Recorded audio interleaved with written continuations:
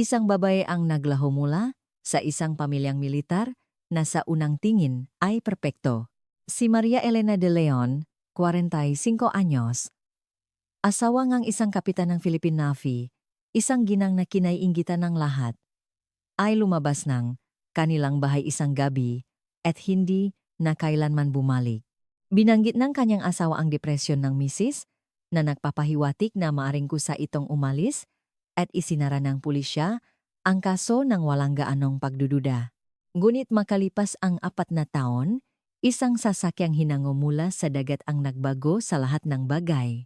Noong 2018, sa gitna ng dredging operation sa Subic Bay, Zambales, nayahon ang sasakyan ni Maria Elena de Leon, ang nawawalang asawa ang kapitan ng Navy. Ang kalansay na natakpuan sa likurang upuan, hindi sa driver's seat, ay bumaliktad sa lahat ng sinabingang asawang si Miguel.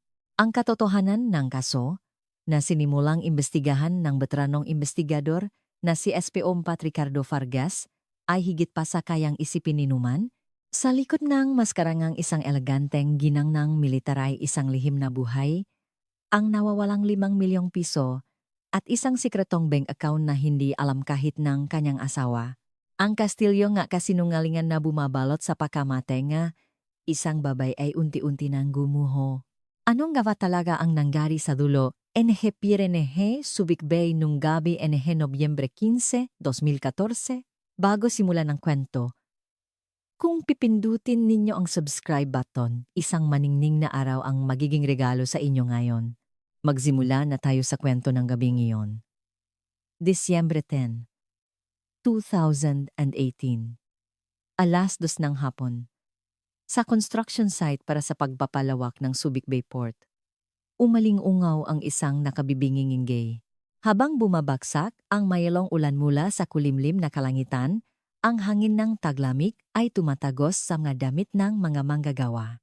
Habang hinihilang crane operator ang control lever gamit ang kanyang malalaking braso, ang nga makakapal na kabel ay bumanat at lumubog sa malalim at madilim na asul na tubig ng look. Sumigaw ang site supervisor sa kanyang radyo.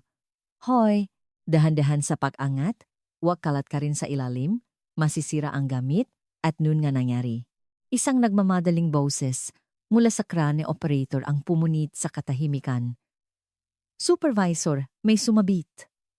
Hindi ito bato. Nanginginig na bumanat ang mga kabel habang hinihila pataas ang isang malaking bagay mula sa tubig, isang kulay pilak na bakal na nababalot ng itim na putik at mga damong dagat ang sa wakas ay lumitaw.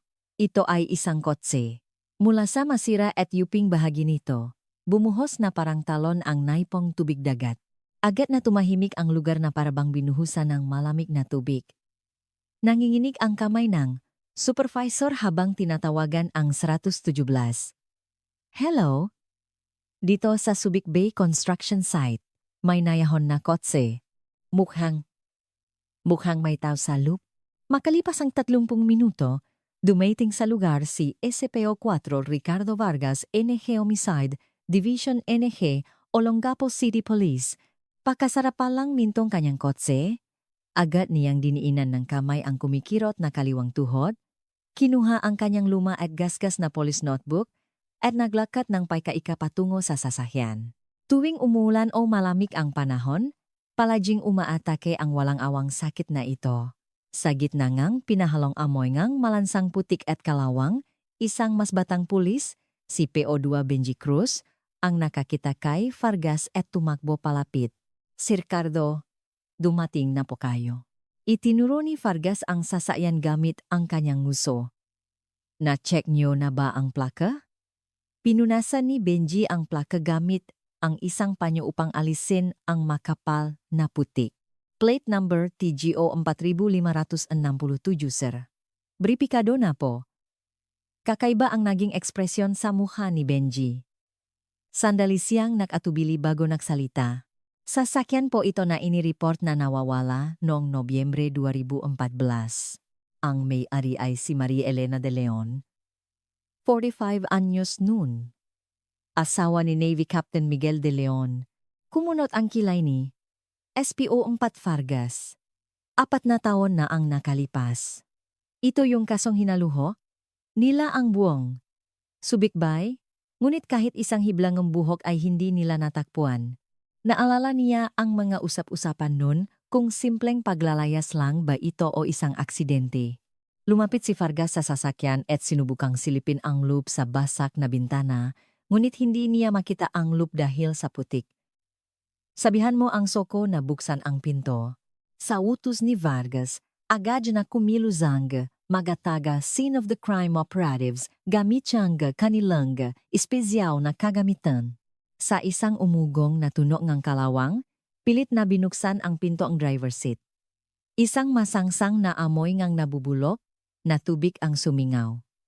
Napako ang tingin ng lahat sa loob ng kotse. Walang tao, sa driver's seat, ngunit sa sahing likurang upuan, isang nakapangingilabot na tanawin ang naghihintay. Diyos ko! Napatalikot si Benji, pinipigilan ang pagsusuka.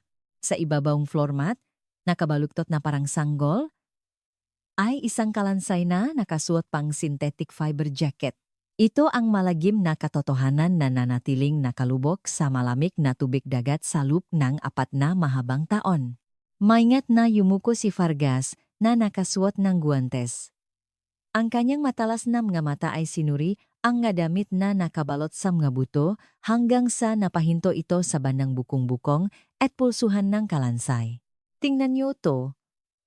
Mahinang bulong ni Vargas. Makapal na nilo na lubid ang nakapalibot sa pulsuhan at bukong-bukong ang kalansay at ang pagkakatali nito ay hindi pangkaraniwan. Hindi ito basta-basta pagkakabuhol ng isang ordinaryong tao. Ito ay masalimuot at napakahigpit na pagkakatali. Benji, tingnan mo ang upuan ng driver. Itinuro ni Vargas ang driver's seat.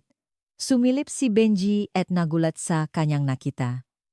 Sir, nakaatras po masyado ang upuan. Oo nga, 51 lang daw ang height ng biktima. Diba? Sa layong yan, hindi niya abot ang preno. Mabilis na naksulat si Vargas sa kanyang notebook. Sunod niyang tiningnan ang gear shift. Ang kambiyo ay wala sa park. P o drive. D kundi na sa neutral. No. May nagtulak sa kotse mula sa labas. Nang hindi nakaupo sa driver's seat, naging maputla ang mukha ni Benji sa sinabi ni Vargas. Naramdaman niyang hindi ito isang simpleng aksidente. Maya-maya, nagkaroon ng komosyon sa labas ng police line. Isang lalaki ang tumatakbo na parang wala sa sarili. Nakasuot itong malinis na uniforme na Navy. Nasamga unang taon ng kanyang 50. Siya si Captain Miguel de Leon, ang asawa ng biktima. Kilala siyang kalmado at mahinahon, ngunit ngayon, hindi man lang niya napapansin ang magulo niyang buhok. Kotse ba tung asawa ko, si Elena, nariyan ba siya? Nanginginig na hinawakan ni Miguel ang manggas ni Benji. Sinubukan siyang pakalmahin ni Benji. Kapitan, huminahon po kayo. Kinukumpirma pa po namin ang pagkakakilanlan. Pero, kailangan niyo pong maging handa. Napako ang tingin ni Miguel sa putikang Toyota Vios. Nang hina ang kanyang matuhod at napasuray siya. Elena, anong nangyari sa'yo? Elena, humagulgol si Miguel habang nakayakap sa sasakyan. Ang kanyang ngaiyak ay tila nilalamon pati ang malakas na alon ng dagat. Sa huli, hindi na niya kinaya ang bigat ng kanyang nararamdaman at bumaksak siya sa lupa. Agad siyang isinakay sa stretcher ng mga nag-aabang na paramedic. Pinanot ni Vargas ang papalayong ambulansya kung saan isinakay si Miguel. Ngunit ang kanyang ekspresyon ay hindi kalungkutan, kundi puno ngang pagdududa. Ibinalik ni Vargas ang kanyang tingin sa loob ng sasakyan. Bahagyang nakabukas ang glove compartment sa passenger seat. Dahan-dahan niya itong binuksan. Sa loob ay may isang kahon na gawa sa magandang kahoy, puno ngang putik. Nang buksan niya ang takip nito na pilipit na dahil sa pagkakalubog sa tubig, wala itong laman.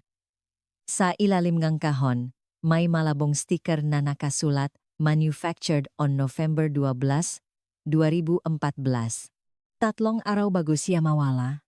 Soko, isaman niyo itong kahon sa ebidensya. Mukhang mahalaga to. Nakaroon ang diin sa boses ni Vargas. Sa sandaling iyon, isang medical legal officer mula sa PNP Crime Lab ang tumingin mula sa pagsusuri sa damit ng kalansay. SPOVA, swerte pa rin po tayo. Dahil synthetic fiber itong jacket. Halos hindi ito nabulok sa tubig. Magiging malinaw ang mga bakas ang pagkakatali. Tumango si Vargas. Binuksan niya ang kanyang lumang notebook at isinulat ng may diin Maria Elena de Leon Casa, Riopen. Ang nga piraso nga katotohanan na lumitaw mula sa kadiliman pagkatapos ngang 4 na taon. Muling humampas ang malamig na hangin ng taglamig sa subik. Mula sa sasakyang hinango sa dagat, patuloy pa ring tumutulo ang maitim na tubig. Tinitigan ni Vargas ang likurang upuan kung saan natapuan ang kalansay. At akmang kukuha ng sigarilyo sa kanyang bulsa ngunit nakbago ang isip. Ang tao ay maring maksinunghaling, ngunit ang ebidensyang iniwan ng mapatay ay hindi kailanman. Kinabukasan ng umaga, ang kalangitan sa subik ay nanatiling kulay abo. Si SPO4 Vargas, kasama si Benji, ay nagtungo sa Olongapo City Public Market upang hanapin ang huling bakas ni Maria Elena noong 2014. Ang eskinita ng palengke, na may pinagalong amoy ng isda at bawang, ay maingay at puno ng buhay kahit madaling araw pa lang. 4 na taon na ang nakalipas, imposibleng may CCTV pa, kaya ang bibig ng ngataw ang tanging ebidensya natin. Umasa tayo sa alaala ng matindra, sabi ni Vargas kay Benji. Tumango si Benji at kinuha ang larawan ni Maria Elena mula sa kanyang bulsa. Ang una nilang pinuntahan ay isang tindahan ng prutas sa bungat ng palengke. Isang babaeng nasa mga 60 anyos na nakpupunas ng mapulang mansanas ang nanlaki ang mata sa pagdating ng mga investigador. Inabot ni Benji ang larawan. Ginang, natatandaan niyo po ba siya? Madalas po siyang pumunta rito, 4 na taon na ang nakalipas. Ibinabangang tindera ang kanyang salamin sa dulo ng kanyang ilong at tinitigang mabuti ang larawan. Ilang sandali pa, isang ngiti nga, pagkakilala ang sumilay sa kanyang mukha.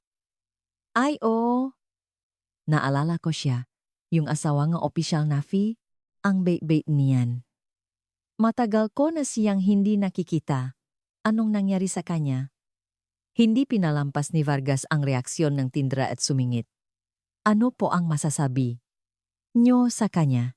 Kahit anong maalala nyo, pakisabi po sa amin. Nagbalik tanaw ang tindera. Napakagarbo niya. Laging galing department store ang nasuot niya. Mahinahon magsalita. Kahit sa aming matindera, magalang at gumagamit ng po at opo. Sabi ko nga sa sarili ko, iba talaga kapag totong ginang. Halos pareho rin ang sinabi nga ibang matindera. Si Maria Elena ay kilala sa palengke bilang isang anghel na ginang. Ngunit sa isang tindahan ng matuyong isda, biglang nag-iba ang ihip ng hangin. Isang lalaking tindero, na nasam nga, 50 anyos ang kumunot ang no, at napabuntong hininga nang makita ang larawan ni Maria Elena. Nung araw na yon, kakaiba siya. Natihilan ang pakbabalot ang tindero. Naking matalas ang makamata ni Vargas. Anong araw po ang tinutukoy ninyo? Yung araw po ba? Na nawala siya. Lumingon-lingon ang tindero at ibinaba ang kanyang boses. Oo. Dati, elegante siyang ngumingiti habang namimili. Pero nung araw na yon, mukha siyang hinahabol ang kung sino. Hawak niya palagi ang telepono niya. Narinig niyo po ba ang pinag-uusapan nila? Tanong ni Vargas. Lumunok ngang lawe ang tindero. Tungkol sa pera. Umiyak siya. Sinasabi na wala na siyang mapakukunan ng pera. Sinasabi niya, pakiusap. Pagbigyan niyo na ako. Sobrang awa ko sa kanya kaya nakunwari na lang akong walang naririnig. Mabilis na isinulat ni Benji sa kanyang notebook. Problema sa pera. Nagmamakaawa. Sa isang tao. Ang desperadong mukha sa likod ng maskara ng eleganteng ginang ay nagsimulang lumitaw. Sunod nilang pinuntahan ay isang lumang tindahan ng nga halamang gamot sa isang sulok ng palengke. Isang maari na may puting buhok. Nasam nga 60 anyos, ang nag-alis ang kanyang salamin upang tingnan ang larawan. Naalala ko siya? Nagpagawa siyang pinakamahal na gamot para daw sa asawa niya. Nakinig ng mabuti, si Vargas. Mayroon po bang dahilan kung bakit nyo siya natatandaan? Nag-isip ang may-ari. Kasi kakaiba ang hiling niya. Karaniwan, inilalagay namin ang mga sachet sa isang magandang kahon at binabalot sa tela. Pero sabi niya, gusto niyang walang laman ang kahon. Walang laman ang kahon? Oh, ang masachet daw ay ilagay ko na lang sa isang supot at dadalhin niya ang kahon na walang laman. Hindi ko alam kung ano ang ilalagay niya sa malaking kahon na yon. Pero dinala niya ang kahong iyon na parang napakahalaga. Pumasok sa isip ni Vargas ang walang lamang kahon na natappuan nila sa kotse kahapon. Ano kaya ang inilagay ni Maria Elena sa walang lamang kahon na iyon? Kinahaponan, ipinatawag ni Vargas si Captain Miguel de Leon sa istasyon ng pulisya para sa isang panayam. Si Miguel, na nakasuot ng pansadong business suit, ay umupo sa interrogation room. Namumula ang kanyang nga mata at palagi niyang pinupunasan ang kanyang ilong gamit ang isang panyo. Umupo si Vargas sa tapat niya at tinitigan siya. Alam kong mahirap ito para sa inyo, pero salamat sa pagpunta. May ilang bagay lang kaming kailangang kumpirmahin. Sumagot si Miguel sa isang mahinang boses. Gagawin ko ang lahat para mahanap si Elena. Nung araw na nawala siya, may napansin po ba kayong kakaiba sa kanya? Ayon sa mga tindera sa palengke, may kausap daw siya sa telepono at umiyak tungkol sa pera. Sa tanong ni Vargas, sandaling nakalinlangan ang tingin ni Miguel. Ngunit agad siyang bumalik sa kanyang pagiging kalmado at yumuko. Sa totoo lang po, malalim ang pinagdadaanan ng asawa ko, malala ang kanyang depresyon. Depresyon? Opo. Sa labas, mukha siyang masaya. Pero sa loob, wasak na pala siya. Mayroon po kaming medical records mula sa ospital. Kumuha si Miguel ng isang folder mula sa kanyang bag at inilagay sa mesa. Sa medical certificate mula sa isang psychiatrist, malinaw na nakasulat ang diagnosis na major depressive episode. Minsan, nagpupunta siya sa dagat ng mag-isa para magpahangin. Sabi niya, kailangan niya ng oras para sa sarili. Akala ko, ganon lang din ang nangyari nung gabing iyon. Hindi na natapos ni Miguel ang kanyang sasabihin at nagsimulang humikbi. Ngunit kinabukasan, ibang-iba ang kwento ngang nakababatang kapatid ni Maria Elena, si Ana Santos. Si Ana, na nasa kalagitnaan ng kanyang 40, ay hinampas ang mesa ngang coffee shop sa galit. Magpapakamatay ang ate ko? Huwag niyo akong patawanin. Malalaking butil ngang luha ang tumulo mula sa mamata ni Ana. Maingat na nagtanong si Benji. Ayon po sa asawa niya, malala daw po ang depresyon niya. Sinabi yan bayaw ko, Diyos ko, hindi ako makapaniwala. Kinagat ni Ana ang kanyang labi. Ilang araw bago mawala si ate, tumawag pa siya sa akin. Tinatanong niya kung anong magandang regalo para sa pamangkin kong si Christina kapag nakapasa na sa college entrance exam. Laptop daw ba o bag? Ang tagal naming nagwentuhan. Ganong tao, iwan ang anak niya?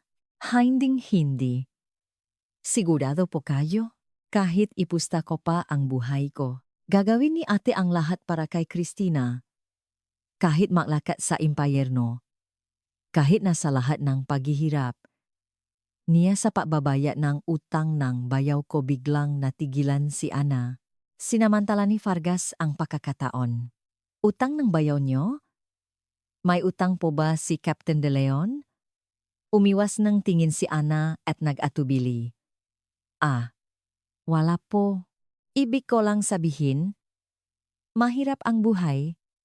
Malinaw na may itinatago siya. Ang investigating team ay nagsagawa ng pagsusuri sa mga communication records upang siyentipikong mabripika ang huling magalaw ni Maria Elena. Pakalipas ng ilang araw, tumakbo si Benji papunta sa mesa ni Vargas dala ang resulta. Sir, nakuha na po natin ang huling signal ng cellphone ni Gang de Leon. Saan? Sa isang cell site malapit sa Subic Bay. Eksaktong tumutukma sa lokasyon kung saan natakpuan ang sasakyan. Binuklat ni Vargas ang isang mapa at binilugan ng pulang panulat ang lugar. Ang kanyang mapadududa ay unti-unti nang nagiging katiyakan. Sunod na sinuri ni Vargas ang alibi ni Miguel noong gabing iyon. Ayon kay Miguel, kasama niya ang kanyang kasamahan sa isang dinner meeting sa isang restaurant malapit sa kanilang base. Pinuntahan ni Vargas ang isang commander na kasama sa dinner at patagong nagtanong. Nung gabing iyon, Commander, nanatili po ba si Captain De Leon hanggang matapos?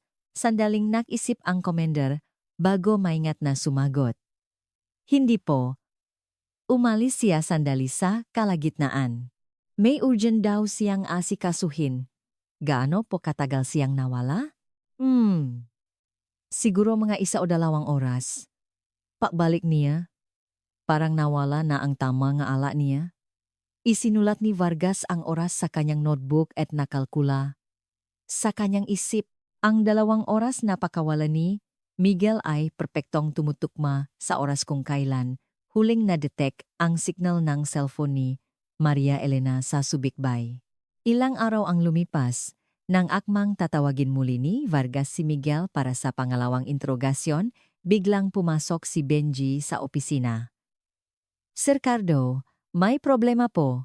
Tumingin si Vargas habang may sigarilyo sa bibig. Bakit? Tumakas ba si Miguel? Hindi po. Kumuha siya.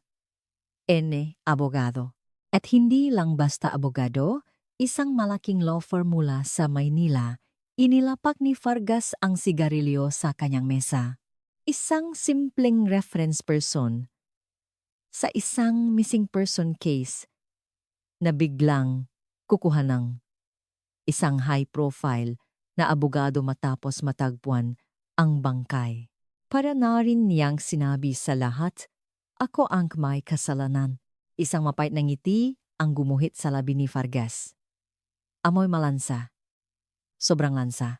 Binuklat niya ang kanyang lumang notebook at naglagay ang 3 malalaking tandang pananong sa tabi ang pangalan ni Miguel de Leon. Ano nga ba ang nangyari sa malamig na karagatan ang Subic Bay noong gabing iyon? At saan napunta ang laman ng kahon ng mamahaling kape? Ang walang sawang paghahanap ni Vargas sa katotohanan ay nagsisimula pa lamang. Sa kanyang mesa sa Homicide Division, tinitigan ni SPO 4 Ricardo Vargas ang nagtambakang mga dokumento. Ito ang 5 taon na financial records ni Maria Elena de Leon, bawat detalye ay nakaprint. Tila nagbabalik ang kanyang dating gawin nung siya ay nasa anti-fraud division pa, kung saan magdamag niyang binubusisi ang manager. Inayos niya ang kanyang salamin, kinuha ang isang pulang marker, at sinimulang suriin ang bawat linya. Ang tao ay nagsisinungaling, pero ang pera, hindi. Mahinang bulong ni Vargas habang binubuklat ang papel. Sa unang tingin, mukha itong bank account ng isang ordinaryong may bahay. Mga bayarin sa grocery, association dues, mga bill na naka-auto, debit. Nungit nang gamitan niya ng magnifying glass. Isang kakaibang pattern ang kanyang napansin. Tuwing 15 at 30 ngang buwan, eksaktong sa parehong petsa, may pumapasok na cash at halos kasabay ngang pagpasok nito, agad din itong wini-withdraw. Paulit-ulit itong nangyari sa loob ng ilang taon. Ang halaga ay palaging nasa pagitan ng 20,000 hanggang 35,000 piso. Benji, halika rito sandali. Sumanya si Vargas at lumapit si Benji. Itinuro ni Vargas ang nga bahaging minarkahan niyang pula. Tingnan mo to. Pumapasok ang pera. Tapos lumalabas agad. Para bang may nag-abang na kunin ito. Tiningnan ni Benji ang screen at tumango. O nga po sir. Pero para sa gastusin sa bahay, kakaiba ang pinanggagalingan ng pera. Ay trace mo kung saan galing. Ngayon na, mabilis na nag-tip si Benji sa keyboard. Sa Financial Transaction System, isa-isang lumabas ang pangalan ng mga nagdeposito. Ang resulta ay lubos na ikinagulan ng mga investigador. Ang unang pinagmulan ay ang Villa Corazon Lodging House. Ang pangalawa ay ang Alinchelias Karinderya. Bakit naman tatanggap ng pera? Ang asawa ngang isang opisyal ngang nafi mula sa isang motel at karinderya. Gulat na gulat si Benji habang nakatingin sa monitor. Puntahan natin. Nasa lugar mismo ang sagot. Isinuot ni Vargas ang kanyang lumang jacket at tumayo. Ang una nilang pinuntahan ay ang Villa Corazon Lodging House sa labas ng siyudad.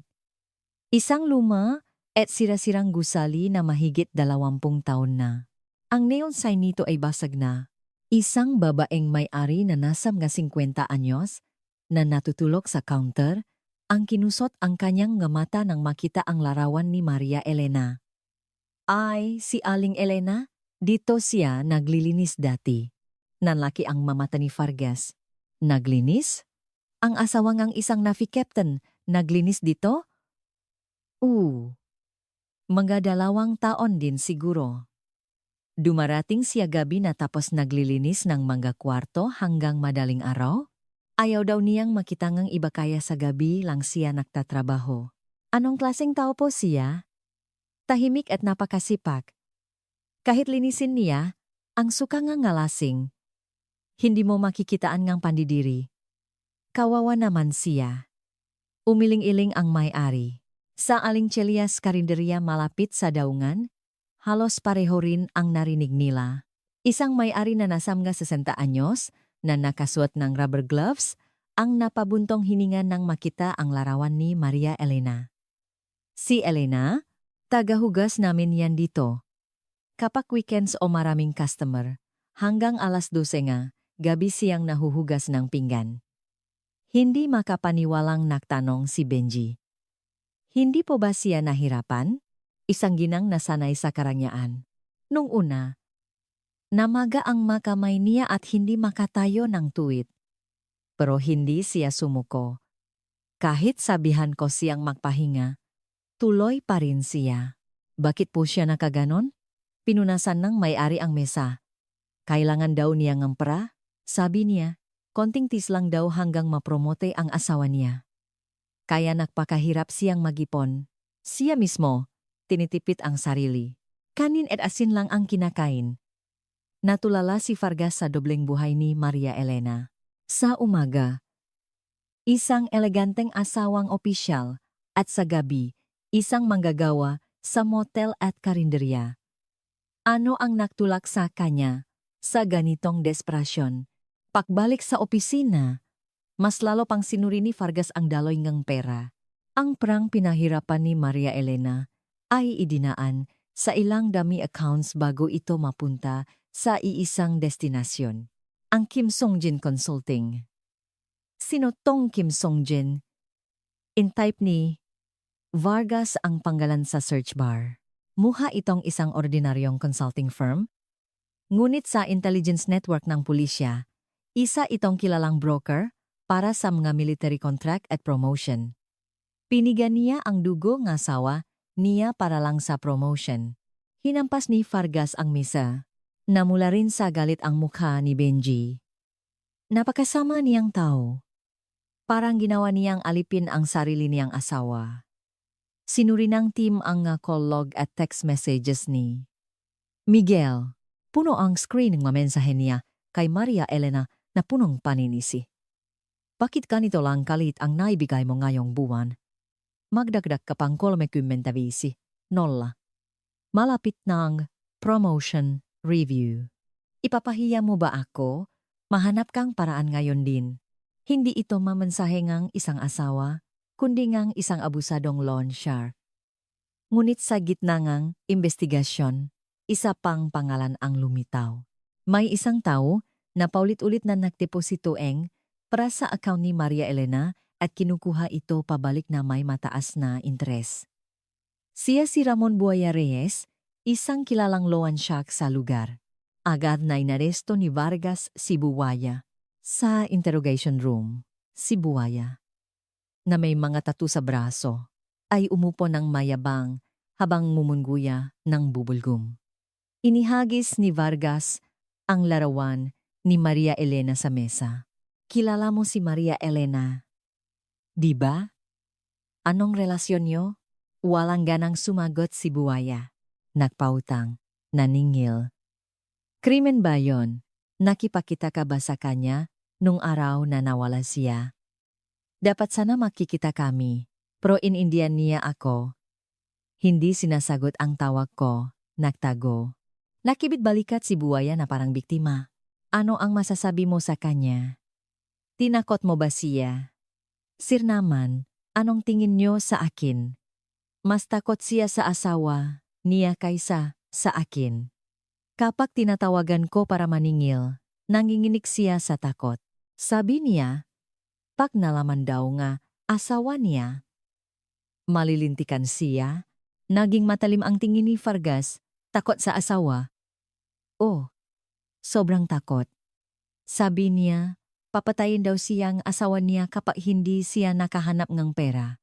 Kaya nga naawa ako, binawasan ko pa ang interes niya. May kakaibang sinseridad sa sinabi ni Buaya. Para kay Maria Elena, si Miguel ay hindi isang sandalan, kundi isang pinagmumulan ng takot at pagsasamantala. Matapos ang interogasyon, muling pinuntahan ni Vargas ang bahay ni De Leon. Sa pahintulot ni Miguel, hinaluho nila ang master's bedroom. Sa loob ng isang magarang aparador, sa likod ng ngalumang kumot, isang maliit na notebook ang nahulog. Ito ang sikretong ledger ni Maria Elena. Binuklat ni Vargas ang notebook at napahinto sa huling pahina. May nakasulat doon na may diin. Nobyembre 15, huling 5M, kahon ng kape. Tumibo ng malakas ang puso ni Vargas. Ang Nobyembre 15 ay ang mismong araw na nawala si Maria Elena. Ang 5M ay malinaw na 5 milyong piso.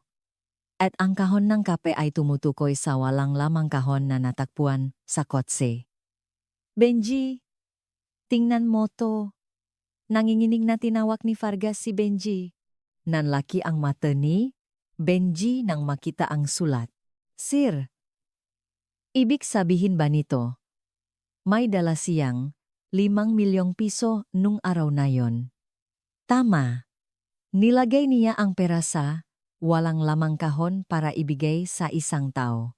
Isinulat ni Vargas ang memo sa kanyang notebook.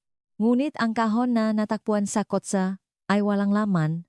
Saan napunta ang 5 milyong piso? Sa isip ni Vargas, ang manakalat na piraso ngang puzzle ay nagsimulang makabit-kabit. Isang asawang sinasamantala ang paghihirap ngang kanyang misis, isang madilim na transaksyon para sa promosyon, at isang malaking halaga ng perang nawawala.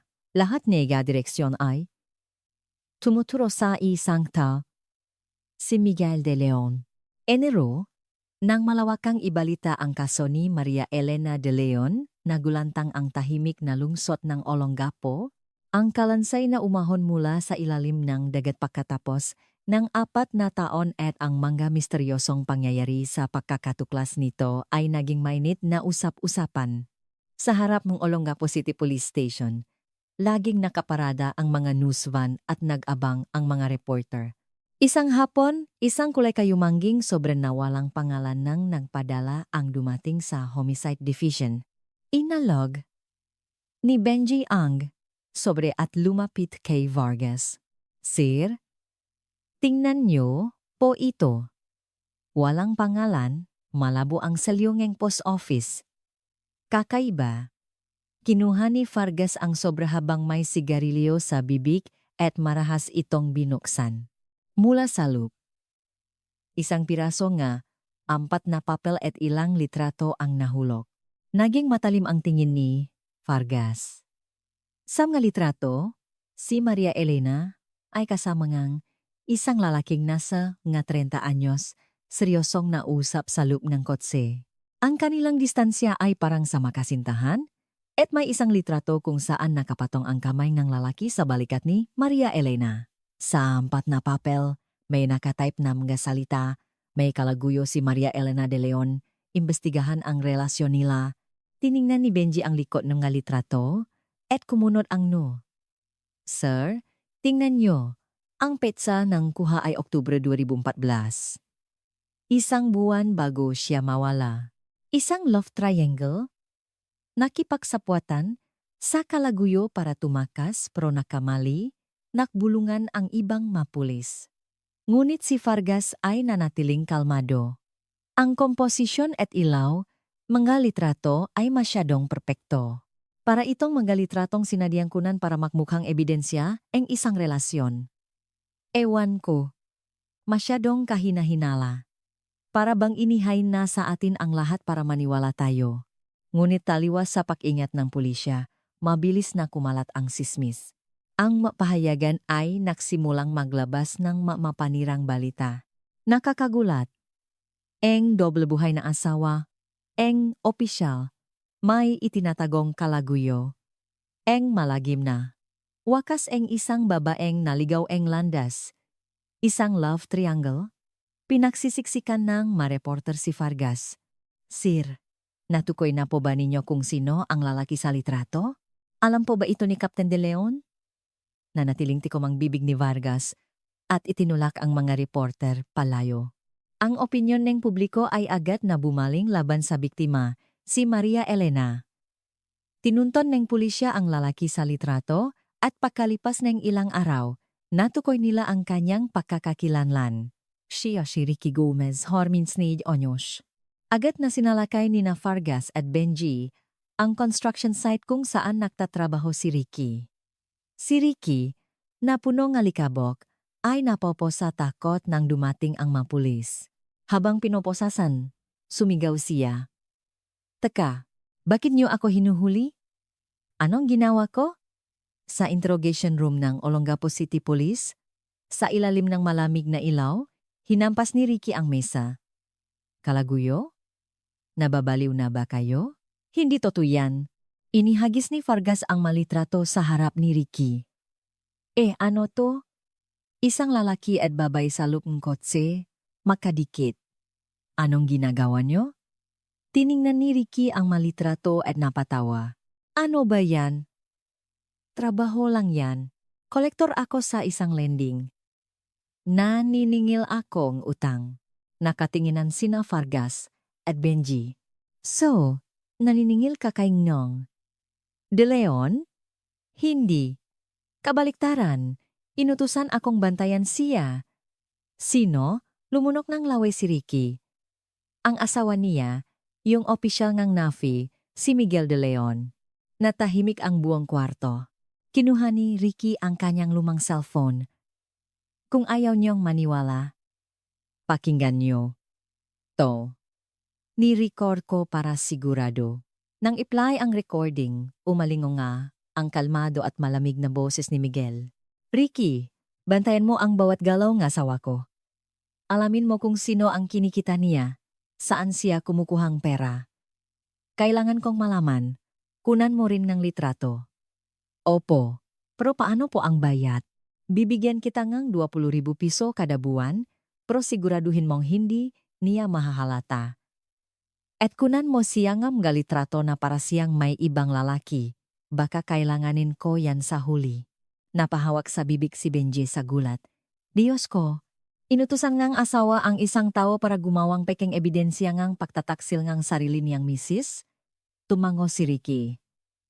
Sumusunod lang ako sa utos. Yung babae, halos mamatay na sa pagtatrabaho para makabayad sa utang dahil sa asawa niya.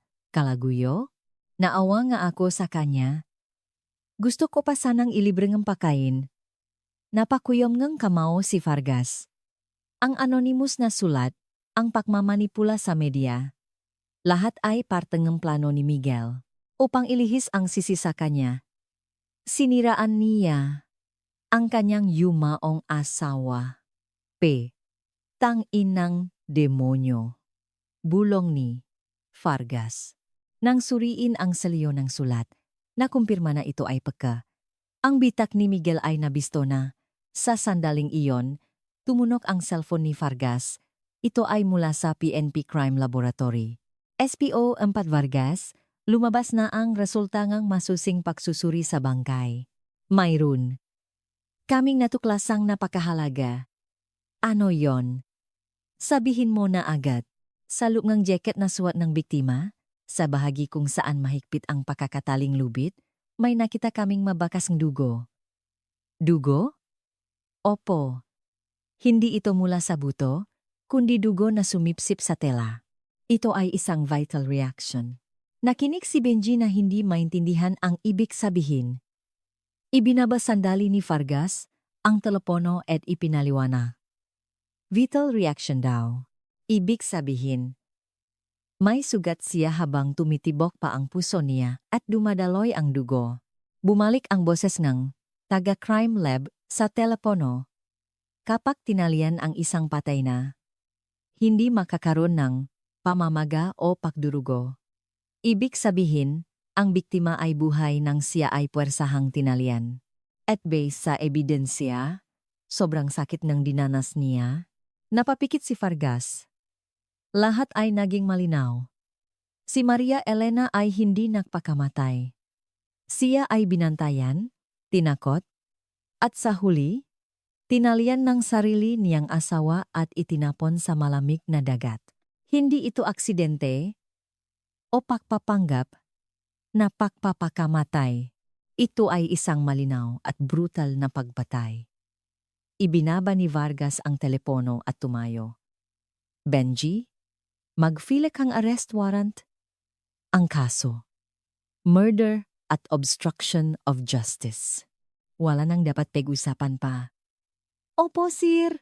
Pupunta na ako agad sa prosecutor's office. Mabilis na kumilos ang team. Ang kasinungalingan ng isang love triangle ay nabura na at ang siyentipikong ebidensya ay nakatutok na kay Miguel. Kinabukasan, inilabas ng korte ang arrest warrant. Kinuha ni Vargas ang posas at seryosong tiningnan ang kanyang nga kasamahan. Tara na, tanggalin natin ang ranggo niya at bigyan natin ng leksyon. Nungit habang palabas sila ng istasyon, isang breaking news sa TV ang nagpatigil sa kanila. Breaking news. Sa kasoong nawawalang asawa ang Navy Captain, ang asawang si Captain Miguel de Leon, kusang, lub na sumuko sa prosecutor's office. Sa screen, si Miguel, na napapaligiran ng kanyang nga abogado, ay nakatayo sa harap ng prosecutor's office na may malungkot na ekspresyon. Humihingi po ako ang paumanhin sa lahat ng abalang naidulot ko. Haharapin ko po ang lahat at hahayaan ang batas na humusga. Yumuko si Miguel ng 90 degrees habang sunot-sunot na kumislap ang mangga kamera. Napatawa si Vargas habang nakatingin sa TV. Ang tusong ahas na yan, inunahan pa tayo. Ang kusanglup na paksuko ay isang kalkuladong galaw. Isang paraan para makmukhang inosente at nakikipagtulungan sa investigasyon. Sa paisip ni Miguel na makakatakas pa siya, lalong naalap ang galit ni Vargas. Ngunit ngayon, iba na ang sitwasyon. Ang gabakas dugo at ang buhol ng lubid na iniwan ng namatay ay handa ng durugin ang lahat ng kasinungalingan ni Miguel. Isinuksok ni Vargas ang kanyang lumang notebook sa bulsa at pinaandar ang sasakyan patungo sa prosecutor's office. Ang tunay na laban ay magsisimula pa lamang. Huling linggo ng Enero 2019, sa isang interrogation room ng Olongapo City Prosecutor's Office, mabigat ang hangin. Si Miguel de Leon, na nakaupo sa ilalim ng malamig na ilaw, ay mukhang tumanda ng 10 taon. Ngunit ang kanyang tuwid na postura at mayos na damit ay nagpapakita pa rin ng disiplina ng isang militar. Kalmadong nagsalita ang piskal. Ginoong de Leon, sabihin niyo sa amin ang katotohanan tungkol sa gabing iyon. Bakit nasa malamig na dagat ang inyong asawa? Kumuha si Miguel ng isang puting panyo at pinunasan ang kanyang bibig. Nagsimulang manginig ang kanyang nga balikat. Ang asawa ko, si Elena, hindi na niya kinaya. Ang naniningil nga, utang. Itinulak siya sa bingit ngang kamatayan. Basak ang boses ni Miguel, nung gabing iyon, habang sandali akong nawala, nagpakamatay siya sa loob ngang kotse. Pagdating ko, wala na siyang hininga. Nagpakamatay? Bakit hindi kayo tumawag ng tulong? Tanong ng piskal. Yumuko si Miguel. Natakot po ako. Malapit na po ang promotion review ko. Dahil sa promotion, itinapon niyo ang bangkay ng asawa niyo? Sa isang sundalo, mas mahalaga ang karangalan kaysa buhay. Kung malalaman ang trahedyang nangyari sa asawa ko, tapos na ang karera ko. Bigla na lang po akong nagdilim ang paningin. Kaya itinulak ko ang kotse sa dagat. Humagulgol si Miguel. Sa labas, pinanot ni Vargas ang eksena at hinampas ang salamin. Napakagaling umarte ngang sinungaling na yan. Inilabas ng abogado ni Miguel ang isang makapal na folder. Piskal, narito po ang mga ebidensya na susuporta sa sinabing kliyente ko. Dito, makikita nyo na 3 taon nang nagpapagamot sa psychiatrist Signang de Leon para sa depresyon. Ipinakita rin ng abogado ang resulta ng digital forensics ng cellphone ni Elena. Puno ito ang nga masasakit na text mula sa mga loan shark. Kung hindi ka magbabayat ngayon, pupuntahan ko ang asawa mo sa base niya. Ibenta mo na yung kidney mo, idinagda ng abogado. Sa ganitong sitwasyon, malinaw kung anong desisyon ang gagawin ng isang mahinang may bahay. Inaamin ng kliyente ko ang pagtapon sa bangkay, pero hinding-hindi niya pinatay ang kanyang asawa. Naging komplikado ang sitwasyon. Ang lohika ni Miguel ay mahirap pabulaanan. Ginamit niya ang katotohanang hindi na makapagsasalita ang patay para isisi ang lahat sa kahinaan ng kanyang asawa at samga loan shark. Habang siya ay nagpapanggap na isang nakamaling asawa lamang. Kinabukasan, isinagawa ang lie detector test. Sa isang soundproof na kwarto, si Miguel ay nakakabitan ng masensor. Pangalan niyo po ba ay Miguel de Leon? Opo. Kayo po ba ay isang opisyal ng Philippine Navy?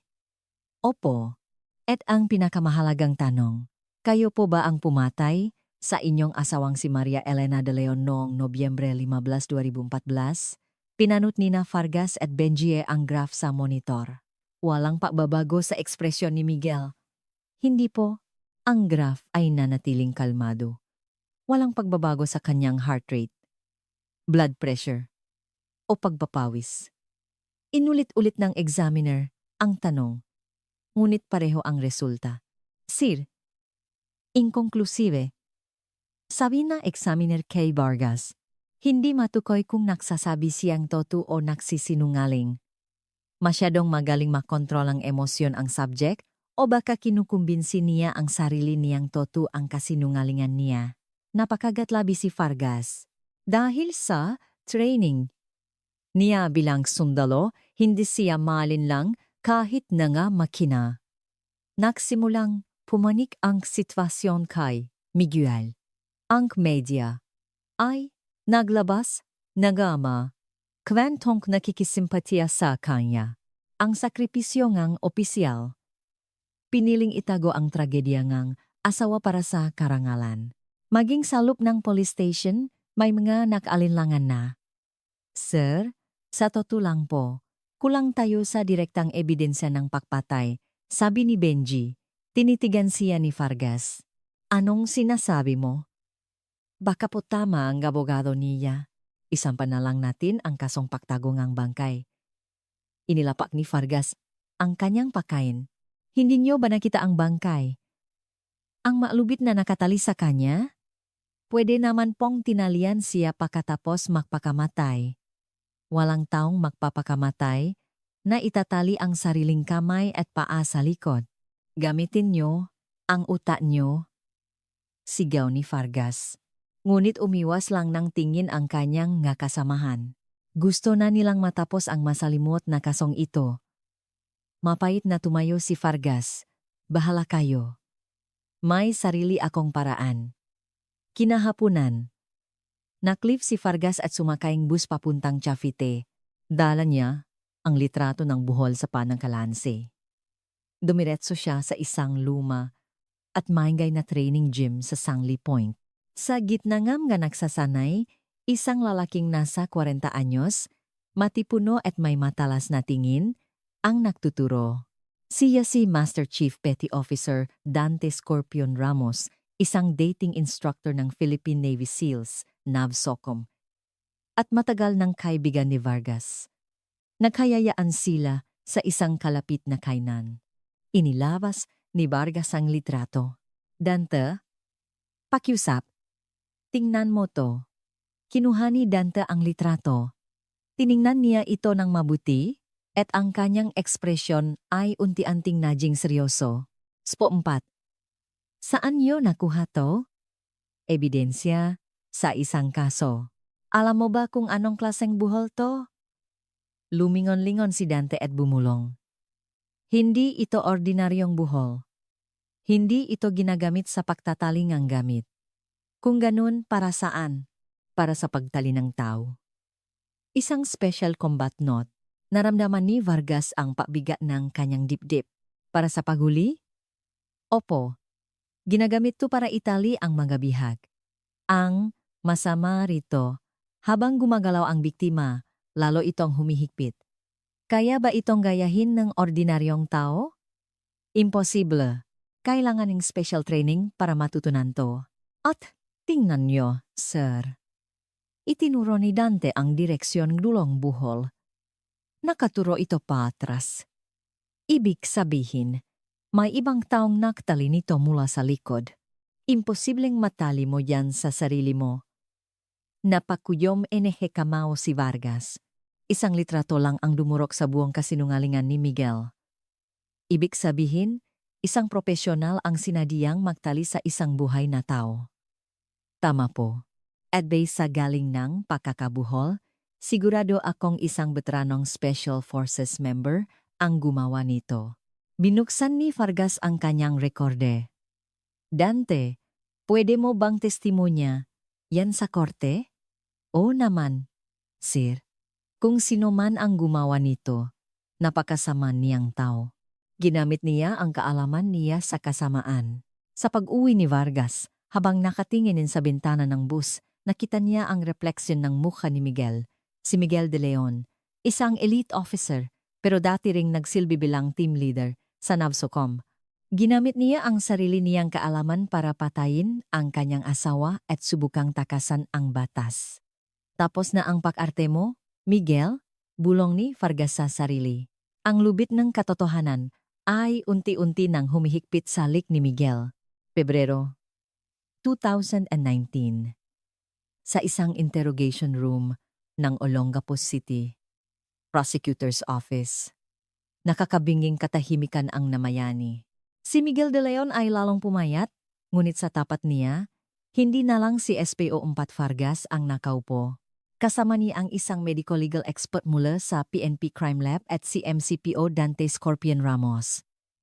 Nang makita ni Miguel ang dalawang hindi pamilyar na mukha, bahagya siyang kinabahan, nagsimulang tumuktok ang kanyang daliri sa mesa. Inilapak ni Vargas ang isang makapal na folder. Miguel, tigilan na natin ang drama at pag-usapan natin ang siyensya. Inilabas ni Dante ang high-resolution na litratong buhol. Captain, pamilyar ka ba sa buhol na 2? Ito ang double figure 8 bend variant o prisoner's knot sa tawag namin. Kumuha si Dante ng lubid at mabilis na ginawa ang buhol. Hindi ito kayang gawin ng basta-basta. At ang pinaka-importante, ang direksyon. Ang buhol na to, posibleng gawin kung may ibang tao ang naktali mula sa likod.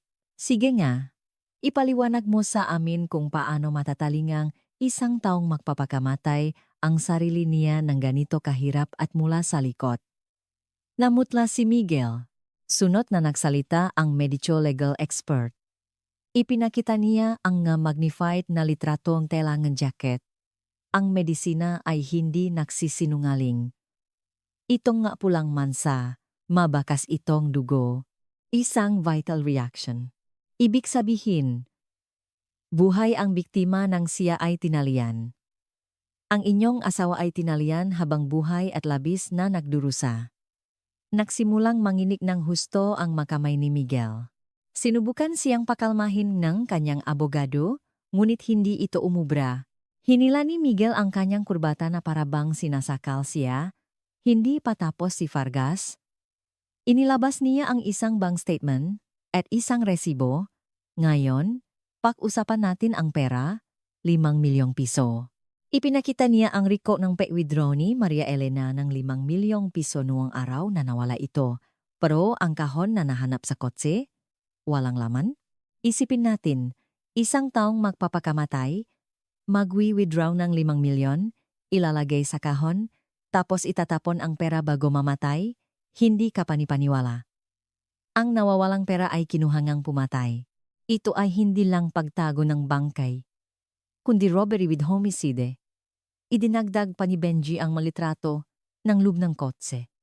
At ang sasakyan. Naka-neutral ang kambyo, naka-atras ang upuan. Malinaw na may nagtulak nito sa labas. Imposibleng magmaneho ang asawa niyo na 5'1" lang ang height sa ganyang posisyon. Desperadong sumigaw si Miguel. Hindi. Tinakot niya ako. May dala siyang kutsilyo kaya dinapensahan ko lang ang sarili ko. Self-defense yon. Napatawa si Dante. Self-defense? Kung nakikipagbuno ka sa isang taong may kutsilyo, paano mo siya matatali? Nang ganun ka perpekto mula sa likod? Ang buhol na yan ay ginagawa ng kalmado at may sapat na oras. Ito ay isang planadong pakpatay. Wala nang masabi si Miguel. Inilabas ni Vargas ang kanyang huling baraha, isang kolog. Miguel, naalala mo ba kung saan ka tumawa ng 7:00 gabi noong araw na yon? Nayanig ang mundo ni Miguel. Sa isang mamahaling Japanese restaurant sa Subic, nagpa-reserve ka ng private room. Para sa promotion party mo, dumagundong ang boses ni Vargas. Sa araw na dapat ibibigay sa iyo nga asawa mo ang 5 milyon, sa mismong gabi na nawala siya, nakpabook ka ng party. Nagkataon lang ba yon? Hindi. Planado mo ng lahat. Kunin ang pera. Patayin ang asawa mo para manahimik at gamitin ang pera para sa promotion mo. Kung tao ka, hindi mo gagawin yan sa asawa mong nagpakahirap para sa iyo?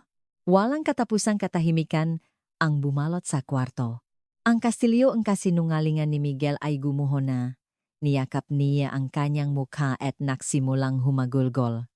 Mahinahon ngunit matatak na nagsalita si Vargas, Miguel, tapos na ang palabas.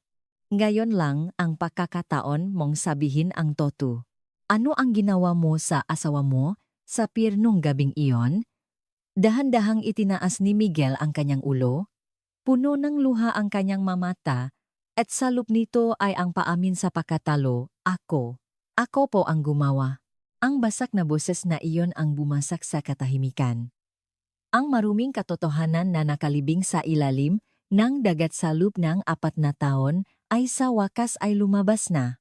Gabing Nobyembre 15, 2014, 8:00. Sa dulong isang madilim na pier sa Subic Bay, ang tanging maririnig ay ang hampas ng alon at ang malamig na hangin. Tinawagan ni Miguel si Maria Elena. Elena, pumunta ka rito sa dulo N. Pier. May mahalaga tayong pag-usapan. Bakit diyan? Nakakatakot. Hindi ba pwedeng sa bahay na lang? Hindi pwede. Kailangan nating ayusin to sa lugar na walang nakakakita. Bilisan mo. Pinatay niya ang tawag. Makalipas ang kalahating oras, isang pilak na Toyota Vios ang dumating. Bumaba si Maria Elena, dala-dala ang isang malaking kahon kape. Sinalubong siya ni Miguel. Ang mukhay mas malamig pa sa dagat. Dala mo ba? Inabot ni Maria Elena ang kahon. Nanginginig ang makamay. Narito na? Ito na talaga ang huli, ha? Binuksan niya ang kahon. Puno ito ang mga bundal ng 50,000 piso. 5 milyon lahat yan. Umutang pa ako para mabuo yan. Miguel, tama na, please. Pagod na ako. Hinablot ni Miguel ang kahon at sinimulang ilipat ang pera sa kanyang bag. Tama na? Malapit na ang promosyon ko. Kung hindi ako magiging kapitan ngayon, tapos na ang buhay ko. Yan ba ang sasabihin ng isang asawa? Alam ko. Pero wala na talaga akong mapakukunan. Umiyak si Maria Elena. Malamig siyang tinitigan ni Miguel. Wala nang mapakukunan. Kung ganun, wala ka na ring silbi. Sa isang iglap, sinakal ni Miguel ang kanyang asawa. Isang teknik na paulit-ulit niyang ginawa noong nasa Special Forces pa siya. Miguel? Bakit? Puno ng takot at pagtataksil ang mga mata ni Maria Elena. Ngunit lalo lang hinigpitan ni Miguel ang sakal hanggang sa mawalan itong malay. Inihiga niya ito sa semento. Kinuha niya ang nilon na lubid mula sa kanyang kotse at tinalyan ang mga kamay at paa ni Maria Elena. Sa likod gamit ang brutal na prisoner's knot, itinapon niya ang walang malay na katawan sa sahing likurang upuan. Sumakay siya sa driver's seat. Inatras ang upuan. Inilagay ang kambyo sa neutral at pinatay ang makina. Bumaba siya at gamit ang kanyang buong lakas, itinulak niya ang kotse.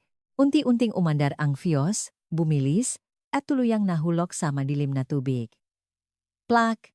Nagising si Maria Elena dahil sa sobrang lamig ng tubig na pumapasok sa loop. Sinubukan niyang gumalaw, ngunit ang lubid ay lalong humihigpit. Napunong ng tubig ang kotse. Sa gitna ng sakit at paghihirap, ang huling pumasok sa kanyang isip ay ang mukha ng kanyang anak na si Cristina at ang perang itinago niya para sa pag-aral nito. Buti na lang, hindi niya nakuha yon. At sa huli, tuluyan na siyang nilamon ng kadiliman. Sa pier, pinanood ni Miguel ang lahat hanggang sa tumahimik muli ang dagat. Tiningnan niya ang kanyang relo. 9:10 p.m. Oras na para bumalik sa party. Tinawagan niya ang isang kasamahan. Hello, Commander.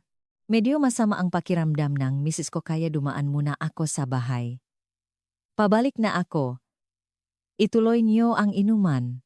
Ang kanyang boses ay kalmado, halos masaya pa. Pagdating niya sa restaurant, sinalubong siyang kanyang nga kasamahan. Kapitan, bakit ngayon ka lang? Medyo maputla ka. Ngumiti siya. Wala to. Halika, tagay tayo. Habang itinaas niya ang kanyang baso, sa ilalim ng madilim na dagat ng Subic, ang kaluluwa ni Maria Elena, biktima ngang kasakiman ng sarili niyang asawa, ay sumisigaw sa katahimikan. Mayo 23, 2019, sa Regional Trial Court ng Olongapo. Ang korte ay puno nga tao. Sa upuan ng akusado, si Miguel de Leon ay pilit na pinapanatili ang kanyang postura. Binasa ng hukom ang hatol. Ang akusadong si Miguel de Leon ay inahatulan reklusyon perpetua. Sandaling natahimik ang korte. Ginamit ng akusado ang kanyang posisyon para sa karahasan. At upang pagtakpan ang kanyang krimen, siniraan pa niya ang kanyang biktima. Dahil dito, ang akusado ay permanenteng ihihiwalay sa lipunan. Tinatanggalan din siyang lahat ng karapatan sa kanyang military pension. Sa salitang pension, napatinggala si Miguel.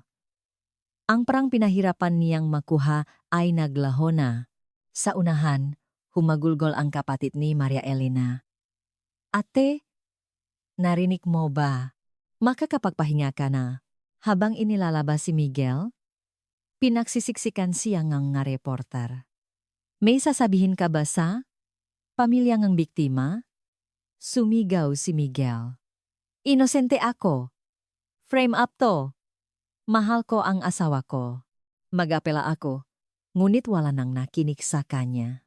Ilang araw matapos ang paglilitis sa kanilang dating bahay, nililinis ng anak nilang si Cristina ngayon ay 23 anyos, ang nagamit ng kanyang ina. Ma, nandito na po ako, bulong niya. Binuksan niya ang lumang aparador. Sa ilalim nga damit, may nakita siyang isang buhol ngang lumang dyaryo. Sa loob nito, isang lumang passbook. Sa unang pahina, nakasulat, para sa pag-aral ng anak kong si Christina. Binuklat niya ito. Puno itong maliliit na deposito. 50 piso, 100 piso, 200 piso. Ito ang maprang inipon ng kanyang ina mula sa paglalabada at paglilinis.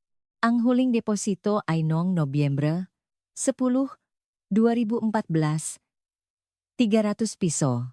Ang kabuwang balanse. 1 milyong piso. Ang prang ipinaglaban ng kanyang ina hanggang sa huling hininga. Mama, ang tanga mo naman? Umiyak si Christina habang yakap-yakap ang passbook. Hapon, pinuntahan ni SPO 4 Fargas ang isang maliit na parasan sa Olongapo, ang lugar kung saan madalas kumain si Maria Elena.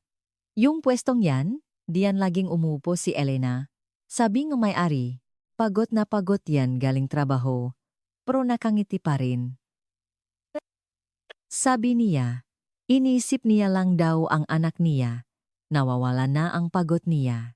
Kawawa naman, naging pakain pa ang isda. Pinunasan ng may-ari ang kanyang luha. Pero dahil sa inyo, sir, nakamit niya ang hustisya. Siguradong nagpapasalamat siya. Tahimik na inubos ni Fargas ang kanyang pares. Ang hangat ni Miguel ay ang kumikinang naranggo sa kanyang uniforme. Ngunit ang ipinaglaban ni Maria Elena ay ang tunay na kahulugan ng pamilya. Pag-alis ni Fargas, tumanggi ang may-ari na tanggapin ang bayad. Dumiretso si Fargas sa pier kung saan nahulog ang kotse. Sa dulo, may nakitang siyang isang bungkos ng puting bulaklak at isang maliit na buteng alat. Siguradong iniwan ng anak o kapatid ni Elena. Kinuha ni Fargas ang kanyang lumang notebook. Sa huling pahina, sa ilalim ng titulong Subic by Missing Person Case, Maria Elena de Leon, gumuhit siya ng isang makapal na linya, 2, 3 beses. At sa tabi nito, isinulat niya, Case closed. Isinara niya ang notebook, sumandal sa rehas, at tumingin sa dagat. Pumunta ka na sa lugar na hindi malamig. Kumain ka ng masarap, bulong niya sa hangin. Ang huling paalam investigador na umahon sa katotohanang matagal nang nakalubok. Habang papalubok ang araw, ang anino ni Fargas ay dahan-dahang naglaho. Sa likod niya, ang alon ay patuloy na umaawit ng isang malungkot na himig. At ang mga puting bulaklak sa dulo ng pier ay nagliwanag sa ginintuang sinak ng takip silim, na parabang isang ilaw na gumagabay sa kinabukasan ng naiwang anak ni Maria Elena.